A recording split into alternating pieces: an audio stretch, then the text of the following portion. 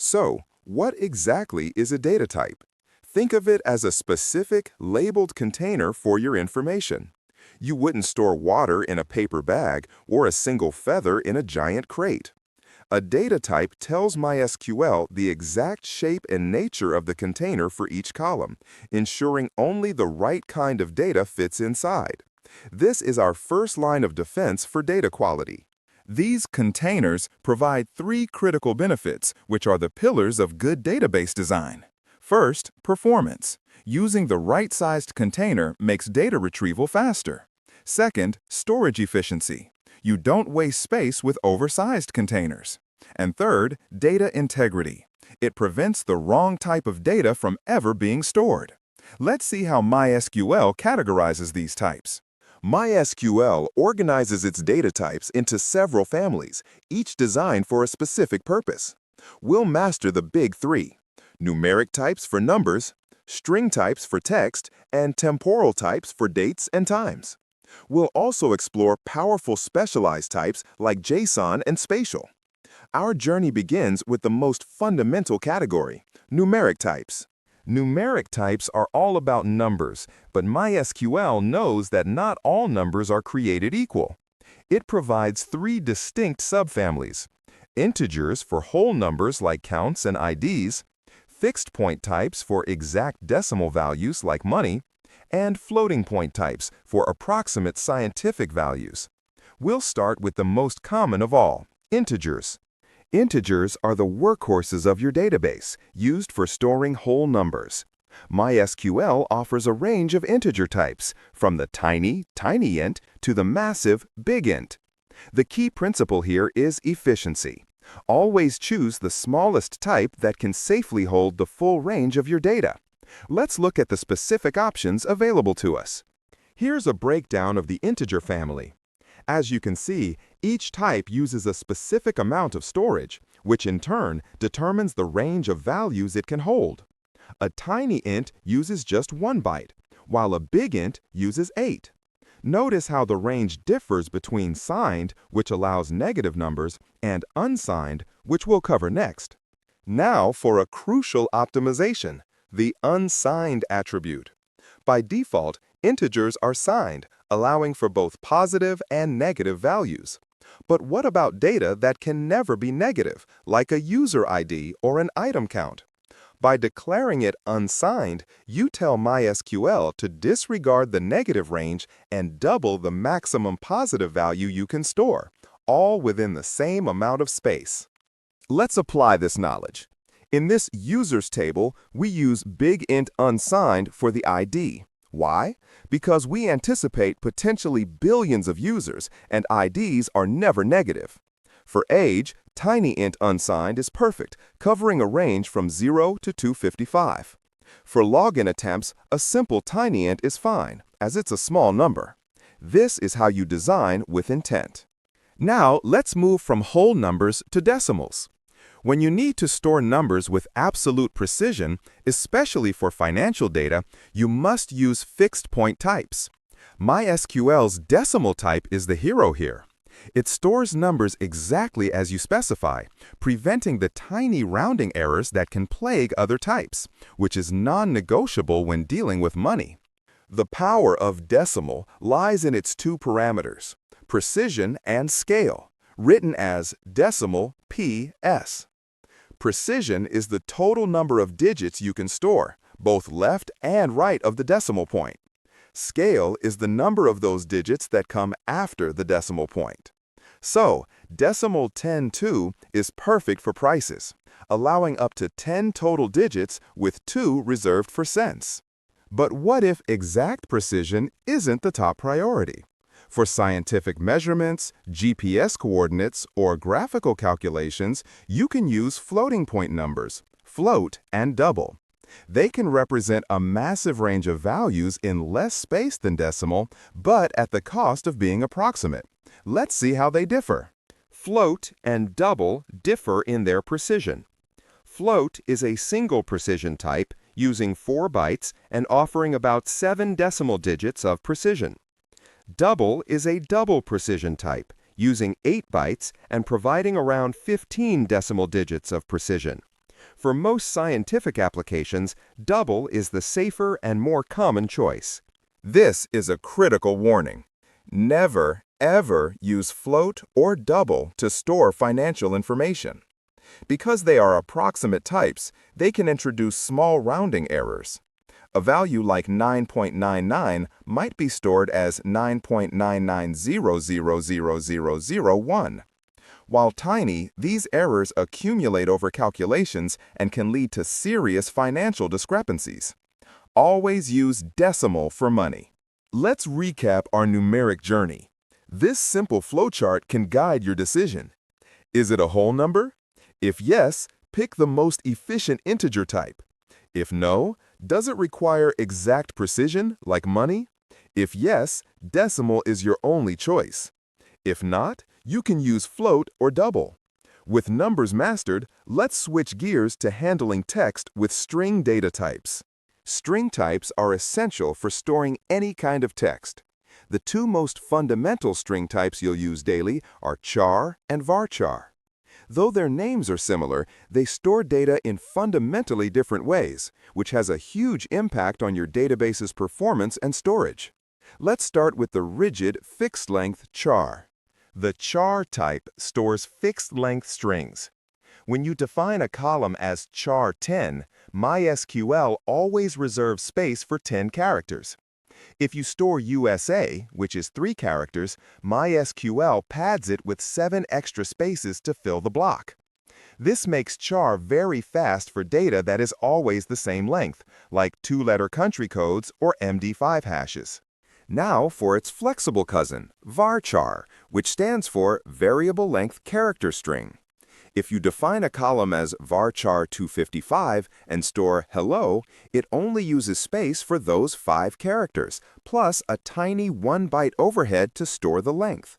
This makes varchar extremely efficient for data where the length is unpredictable, which is most text data.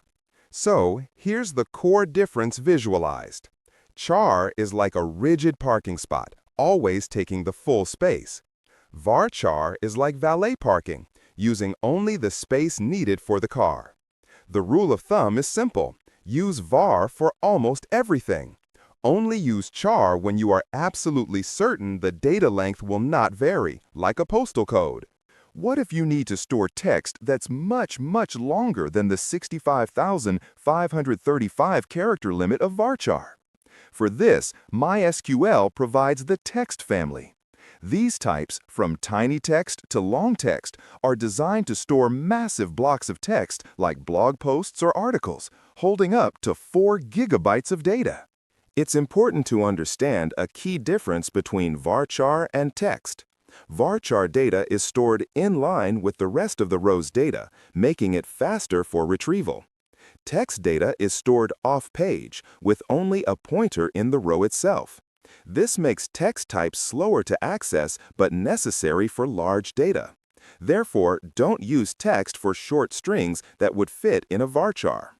What if you need to store binary data like images, audio files, or PDFs? For this, MySQL provides the blob types for binary large object.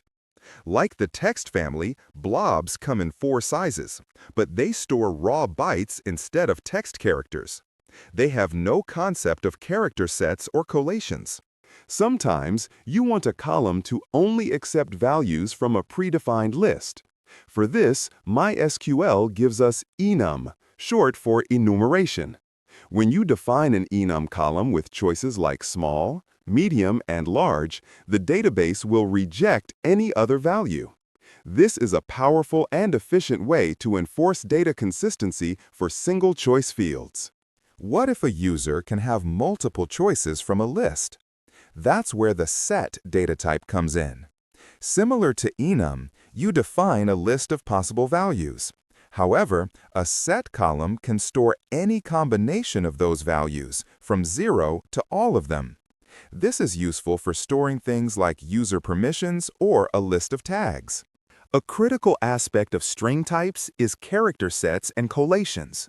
A character set defines which characters are recognized, like Latin 1 for Western European languages, or UTF-8 MB4 for virtually any character, including emojis. A collation defines the rules for comparing characters in that set. For all modern applications, UTF-8 MB4 is the standard you should use. We've thoroughly covered numbers and text. Now, let's move to our third major category, temporal types. Storing dates and times correctly is critical for everything from logging events to scheduling appointments. MySQL provides a versatile set of tools for this, and we'll start with the most basic, date. The date type does exactly what its name implies. It stores a date consisting of a year, month, and day in the year, month, day format. It does not store any time information.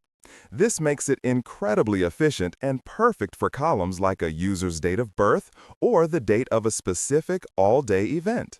Complementing date is the time type, which stores only a time of day, formatted as hours, minutes, seconds. It's ideal for situations where the date is irrelevant, like storing daily business opening hours. Interestingly, its range is large enough to also represent an elapsed duration of time, not just a time of day. When you need to store both date and time together, you'll use datetime.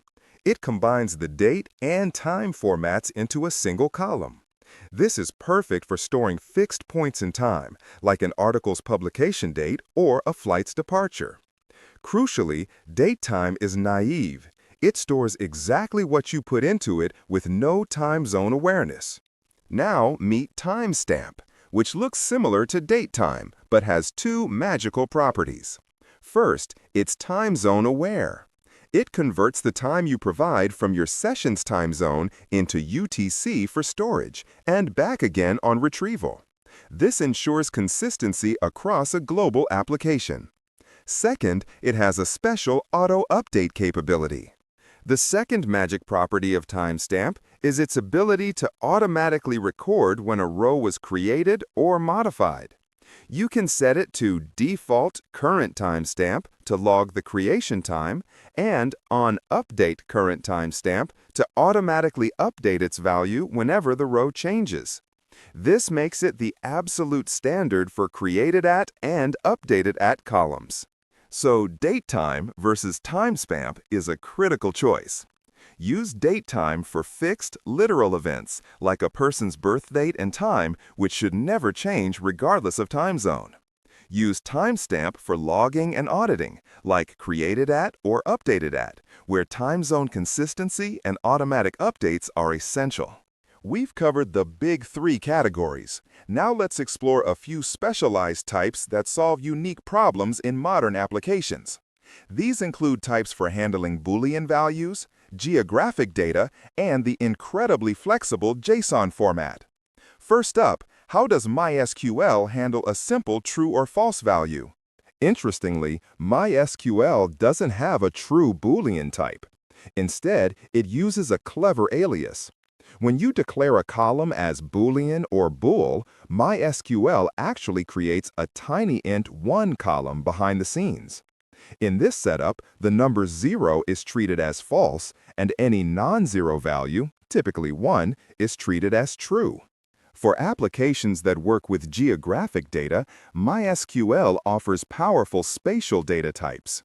These allow you to store geometric values such as a point for a specific coordinate, a line string for a route, or a polygon for a defined area like a city boundary. This enables powerful location-aware queries, like finding all stores within 5 miles. One of the most powerful modern additions is the native JSON data type. This allows you to store flexible, semi-structured JSON documents directly in a column. MySQL can efficiently parse, validate, and even index data within the JSON object, making it perfect for storing complex configuration data or user preferences without a rigid schema. We've journeyed through the entire landscape of data types. Now let's synthesize this knowledge. The golden rule is to always choose the smallest, most restrictive data type that will reliably hold your data. This principle ensures you are always optimizing for storage, performance, and integrity. Let's see it in a final, practical example. Here is a create table statement for a products table, putting it all together. BIGINT unsigned for the ID to allow for massive growth. VARCHAR for the variable length name. Decimal for the price, ensuring financial accuracy. Text for a potentially long description. And timestamp to automatically track when the record was created. Before we conclude, let's highlight common mistakes. A classic error is storing numbers or dates in a varchar column. This is terrible for performance, wastes space, and prevents you from doing any calculations or sorting correctly. Always use the native type for the data.